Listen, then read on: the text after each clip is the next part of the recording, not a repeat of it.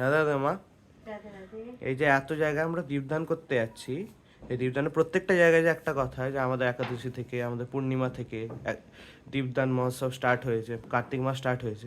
তো এই যে ব্যাপারটা, ডিফারেন্সটা, এটার মধ্যে কোনটা ঠিক? দেখো, অনেকের আমাদের যেমন আচার্যরা আমাদের বলে গেছে, আমাদের গোস্বামীরা বা গুরু আজ্ঞা অনুযায়ী আমাদের কার্তিক মাস তো এই একাদশী তো দুর্গা একাদশী থেকে একদম আমাদের উত্থান একাদশী অবধি। অনেকের হচ্ছে ইস্কনদের যেমন হচ্ছে রাস পূর্ণিমা এই থেকে তোমার লক্ষ্মী পূর্ণিমা থেকে রাস পূর্ণিমা অবধি।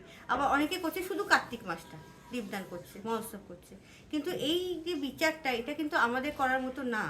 আমাদের স্থিতি নেই সেই আমরা বিচারটা করতে পারবো, কারণ আমাদের আচার্য মহারাজা যা যা বলে যাচ্ছেন আমরা শুধু তাকে ফলো করব। আর আমরা এই ভেদাভেদ না করে আমরা যদি মহোৎসবটা মহোৎসবের মতো পালন করি, তাতে কি অসুবিধা আছে? এই যে আমাদের এত দীপদান হচ্ছে, কীর্তন হচ্ছে, এই যে পুরো উইকটা পুরো মাসটা আমরা যে ব্যস্ত, এখানে যাচ্ছি ওখানে, বাড়িতে মঞ্চ সকালে দীপদান করতে পারছি, সন্ধ্যেবেলা করতে পারছি না, মিঠু এত ব্যস্ত রেখেছে আমাদেরকে। এখানে যাচ্ছি ওখানে দীপদান দিচ্ছি, কথা বলছি, এই মহোৎসবটা মহোৎসবের মতো করি না। আমাদের চিত্ত ওনার পায়ে রাখি, দীপদানটা মন দিয়ে করি, মালা বেশি করে করি, কারণ এই যে ডিসকাউন্টের মাস, বেশি করে সেই অফারগুলো আমরা নিই।